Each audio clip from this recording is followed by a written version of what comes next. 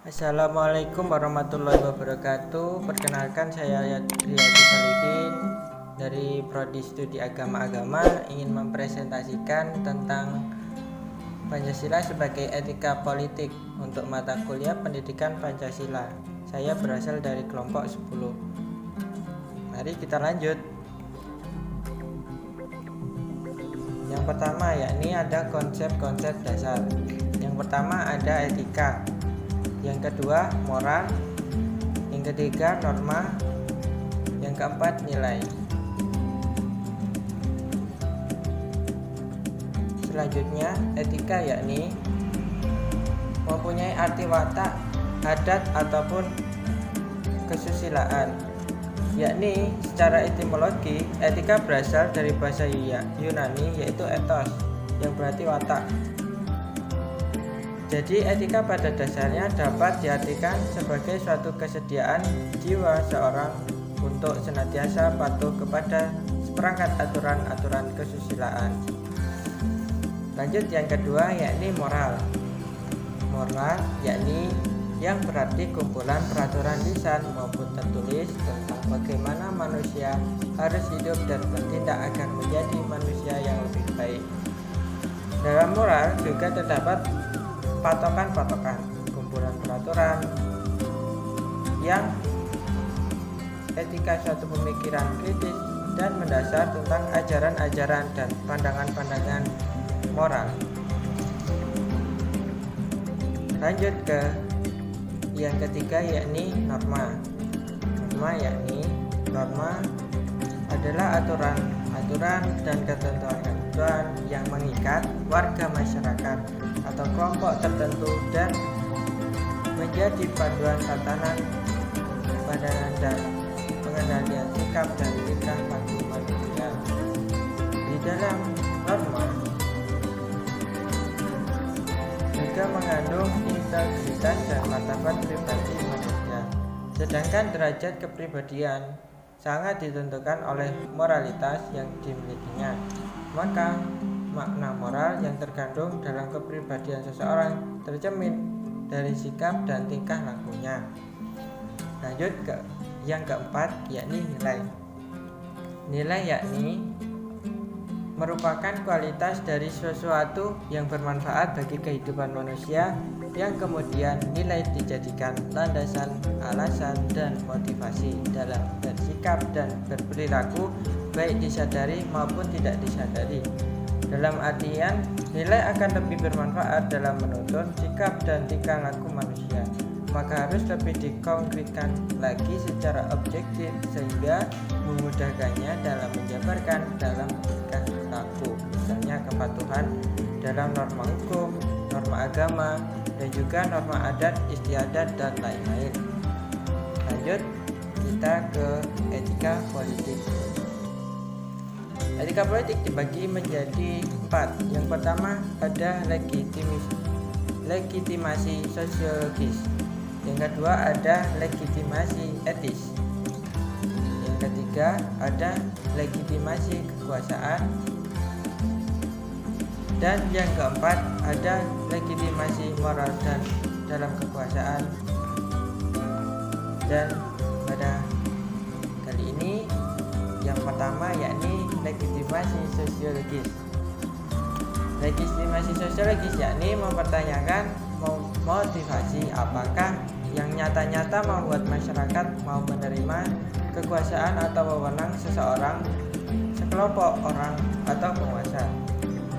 Dalam paham tentang sosiologis tentang legitimasi yakni Magisusino yang menyebutkan bahwa motivasi penerima kekuasaan sebagaimana dirumuskan oleh Weber yaitu legitimasi tradisional yang meyakini dalam suatu masyarakat tradisional, dan yang kedua legitimasi karismatik berdasarkan perasaan kagum, hormat, dan cinta masyarakat terhadap seorang pribadi yang sangat mengesankan sehingga masyarakat bersedia taat kepadanya.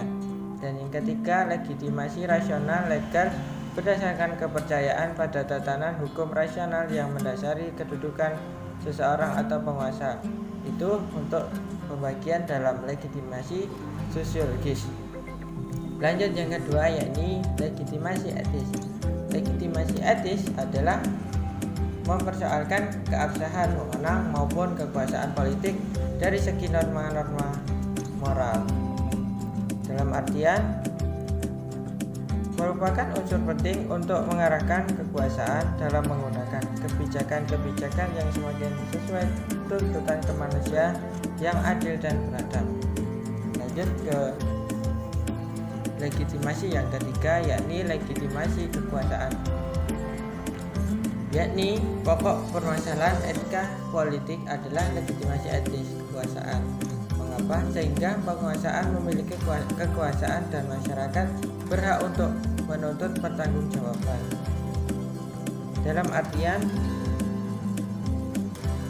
pada kewibawaan penguasaan yang paling meyakinkan adalah keselarasan sosial, yakni tidak terjadi keresahan dalam masyarakat. Segala bentuk kritik, ketidakpuasan, tantangan, perlawanan, dan kekacauan menandakan bahwa masyarakat resah. Sebaiknya keselarasan akan tampak apabila masyarakat merasa tenang, tentram, dan sejahtera. Dan yang terakhir, yakni legitimasi moral dalam kekuasaan. Yakni legitimasi ini muncul dalam konteks bahwa setiap tindakan negara baik legislatif maupun eksekutif dapat dipertanyakan dari segi norma moral. Dan apabila dalam pengertian ini, apabila masyarakat adalah masyarakat yang religius, maka ukuran apakah penguasa itu memiliki etika politik atau tidak lepas dari moral agama yang dianut oleh masyarakatnya. Lanjut yang ketiga, bab ketiga, yakni Pancasila sebagai sumber etika. Yang pertama ada menurut jenjangnya, dan yang kedua ada menurut jenisnya. Di sini dibagi dalam Pancasila sebagai sumber etika dibagi menjadi dua. Untuk yang pertama menurut jenjangnya, yaitu ada nilai religius. Nilai religius ini menempati nilai yang tertinggi dan melekat atau dimiliki Tuhan yang Maha Esa, yaitu nilai yang Maha Agung, Maha Suci, absolut, yang tercermin pada sila pertama, yakni ketuhanan yang Maha Esa. Dan yang lanjut yang kedua, yakni nilai spiritual. Nilai spiritual yakni melekat pada manusia, yaitu budi pekerti, peragai, kemanusiaan, dan kerohanian yang tercermin pada sila kedua Pancasila, yaitu kemanusiaan yang adil dan beradab. Dan yang ketiga yakni nilai vitalitas. Nilai vitalitas yakni nilai yang melekat pada semua makhluk hidup, yang mengenai daya hidup, kekuatan hidup, dan pertahanan hidup semua makhluk. Nilai ini tercermin pada sila ketiga dan keempat dalam Pancasila, yaitu persatuan Indonesia dan kerakyatan yang dipimpin oleh hikmah, kebijaksanaan dalam pemusyawaratan perwakilan. Dan yang keempat yakni nilai moral. Nilai moral yakni nilai ini melekat pada perilaku hidup semua manusia seperti asusila, peragai, akhlak, budi pekerti, tata adab, sopan santun yang tercermin pada sila kedua Pancasila, yaitu kemanusiaan yang adil dan beradab. Lanjut nilai material. Nilai material yakni melekat pada semua benda-benda dunia yang wujudnya yaitu jasmani, badani, lahiriah, dan konkret yang tercermin dalam sila kelima Pancasila, yakni keadilan sosial bagi seluruh rakyat Indonesia. Lanjut yang kedua, yakni menurut jenisnya.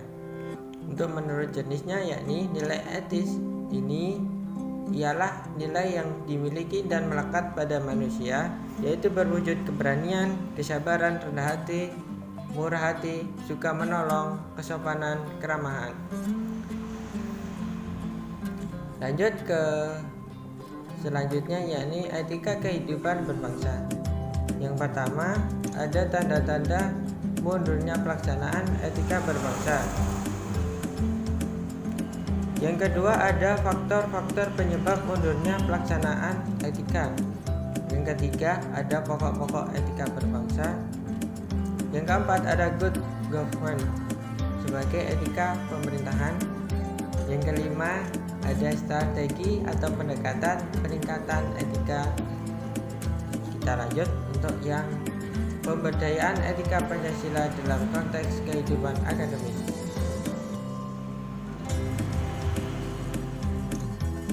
Yakni Pancasila sebagai dasar etika dalam kehidupan bermasyarakat, berbangsa, dan bernegara diberdayakan melalui kebebasan akademik untuk mendasari suatu sikap mental atau antidot.